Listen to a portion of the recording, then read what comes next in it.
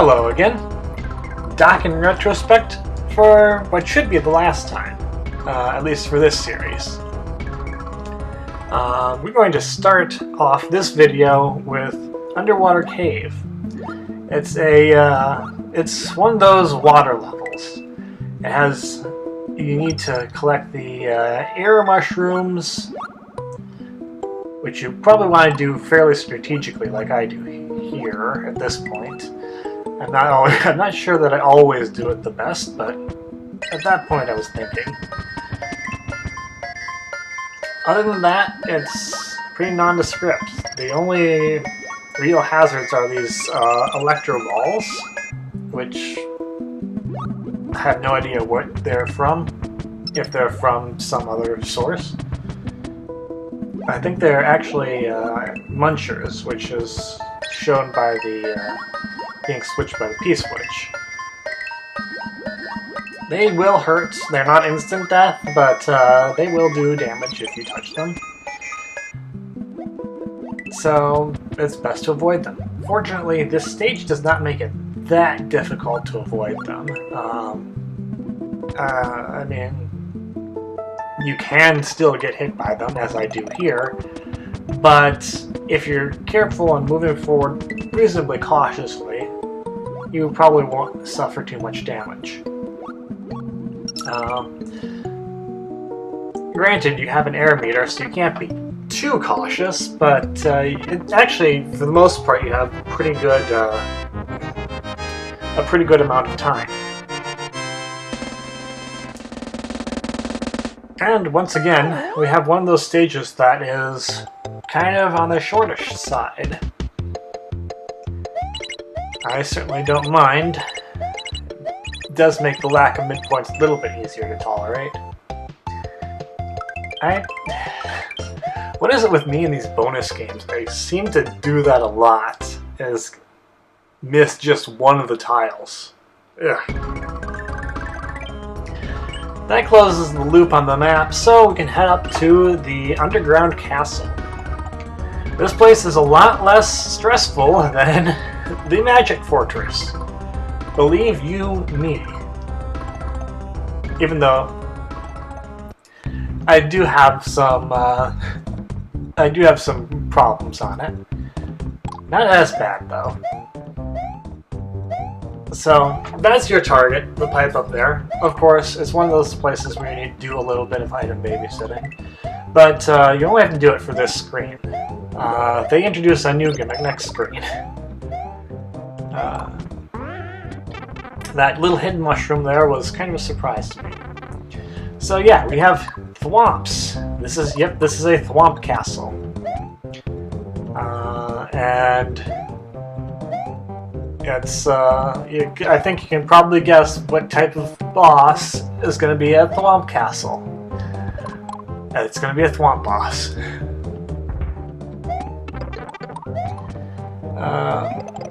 I played this really poorly the first time around. I do it a lot better in every subsequent attempt, so yeah, this is just me kind of being careless and unprepared for a dry bones onslaught. Here's where things get interesting. Here we have on-off switches. These on-off switches don't just control the blocks, they also control the thwomps. If the switches are off, the thwomps do not activate. If they're on, well, you can see. It's kind of this is a gimmick that I actually like. And they take kind of full advantage of it here with Koopa shells. That's I like that one. Here they use it to make sure you have to perform some rather dangerous jumps. This area is going to catch me a little bit, but not this time around. Here I'm able to get past on the first try. It's more luck than anything. You have to turn the switch back off though in order to get onto the door, so you gotta do another dangerous jump there before you can bring the switch, the springboard up. But I get passed on my first try, and I get to celebrate by dying in the most absurd way possible. Jump quick to one of my failures, because that's what happens. So there's a little bit of on-offing with these, with this area. It's not too bad, but this thwomp will get me once. Yeah, one of those side swipers.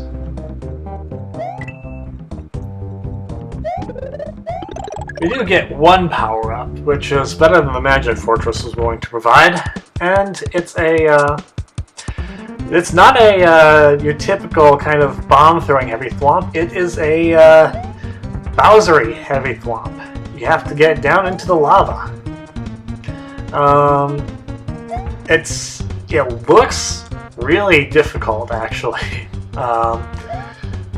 especially as you get towards the end, where you have to kind of lead the thwomp over areas where you can't really stand. That said, I almost do it on my first try, except I don't quite get back to land in time. Here, yeah. That was partly the block's fault. You can tell I glitched kind of into that block. But that's as many times as I died here. As you can probably tell by the sped up footage, this is my successful run. And really, when you do everything, when you go through everything, it's a lot of different ideas here, but they all work reasonably well. I mean, the on-off switches don't get too abusive. That's really the worst point, is that one jump there. And even that's not too bad. They just give you enough leeway. If you don't jump all the way over the switches like I did the first time, you can hit them pretty easily. And the Bowser Thwomp himself, if you figure out how to lead him, it can be a bit tricky to predict where he's going to drop. But if you figure out how exactly to lead him, generally won't have too much trouble getting him down to the very lowest point. It's getting that last one that's really tricky. But you can kind of choose a little bit, because the Thwomp's attack hitbox for those blocks is kind of a little bit strange. Beating the underground castle gets you to the Black Switch Palace. It's the only Switch Palace in the game. You don't really have to worry about challenges here. It's one of your typical Super Mario World Switch Palaces. No danger, just bonus. There's not a whole lot of bonus to be found, but I get a 1-up out of it, so that's not too bad. By hitting the Black Switch Palace, we open up something in the Magic Fortress. Wait, what happened there? This doesn't make any sense. This was just a normal Switch Palace. What's going on? The entire universe is going out of control. We can't even scroll backwards. It's like we've been transported back in time. Who could have done this? What is the power of the Black Switch Palace? What kind of insanity is going on here? This is very strange. I didn't expect this kind of thing.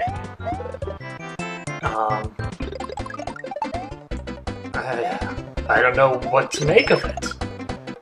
Will we ever get back to our regular time? Will we ever be able to hit that Black Switch Palace and see what's going on? Well, yes, we will.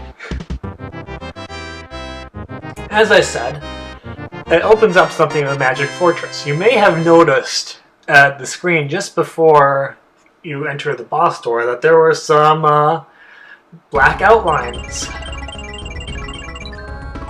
Fortunately, those black outlines mean we don't have to fight the boss, and in fact, we can't fight the boss anymore. It's blocked off. Which, you know what? I think it should have been blocked off before. But, yeah. There's no real reason to show you the stage again, so I just kind of take you right to the room that matters. There's nothing really after it, it's just the goal gate. But you can see I'm kind of celebrating the fact that Kamek is no longer accessible. As he should be. But that doesn't mean the trials are over.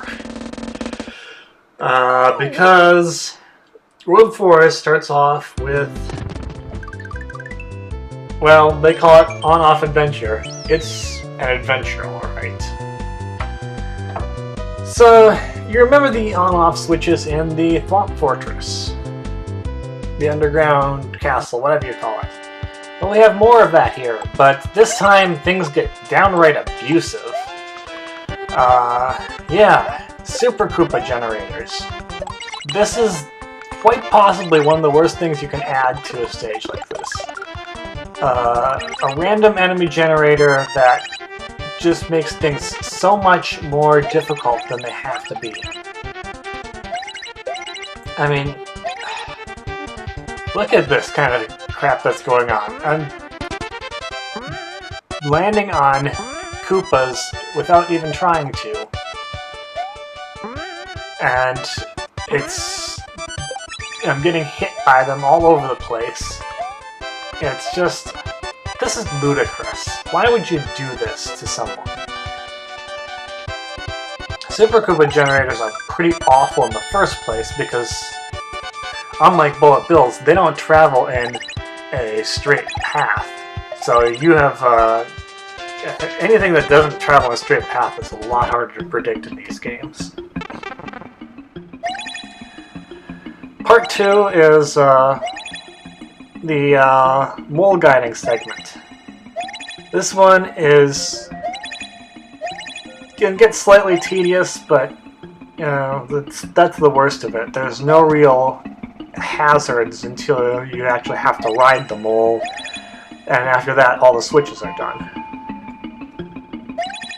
I mess up on this a couple of times because I don't get far enough ahead, and well, you see the results. You have to kind of, it's another one of those areas where you have to know what's coming in order to successfully get past it. But on the other hand, in this case, there's no real death hazards other than the timer, which really isn't that much of a hazard. You'll have plenty of time. After getting that, we get to my favorite section. Not. Here, we have bullet generators. And I don't get the whole generator abuse thing at this stage. It makes the stage so much worse than what it could have been.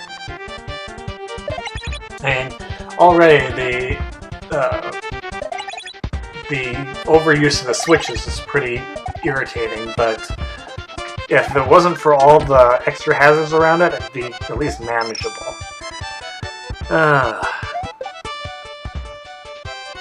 So here's the first time I die. Yeah.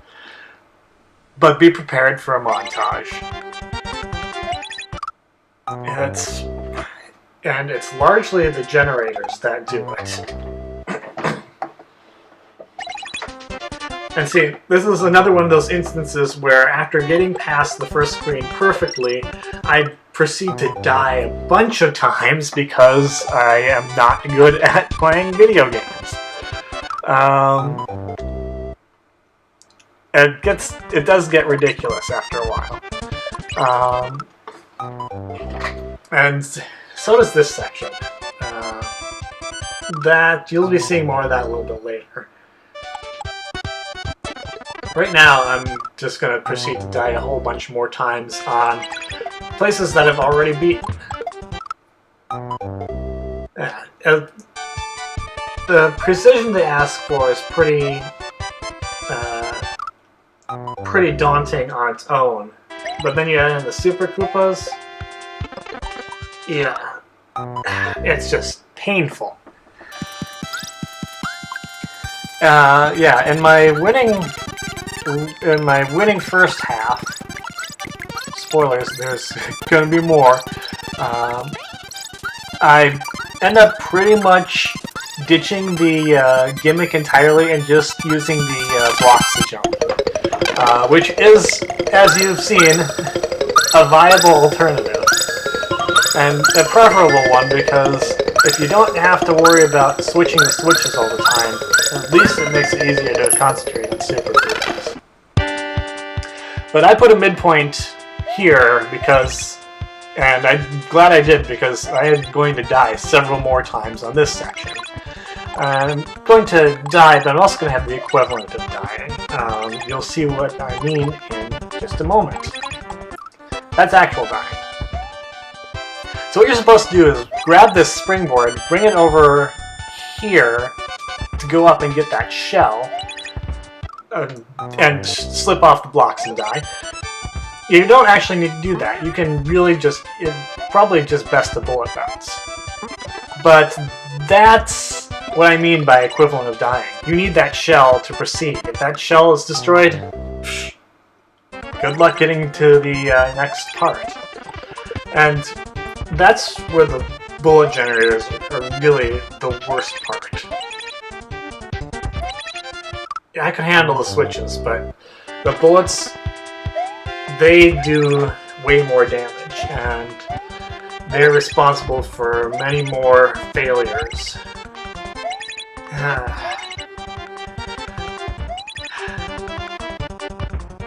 The good news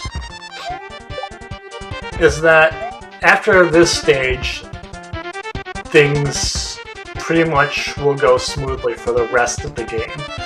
This stage and Magic Fortress are really the only two points where things get bad. And once you're past them, not everything may be great, but it's at least all manageable without too much trouble. So yeah, breathe another sigh of joy because this stage is done. Of course, they throw in a hammer bro at the end just to kind of throw a last little screw you, but we have fireballs. And fireballs are toxic to hammer bros. Yeah, so that's the end of Doc in Retrospect, for now at least. Tune in next time for Live Doc. Until then, this is Doc, and I'll see you later.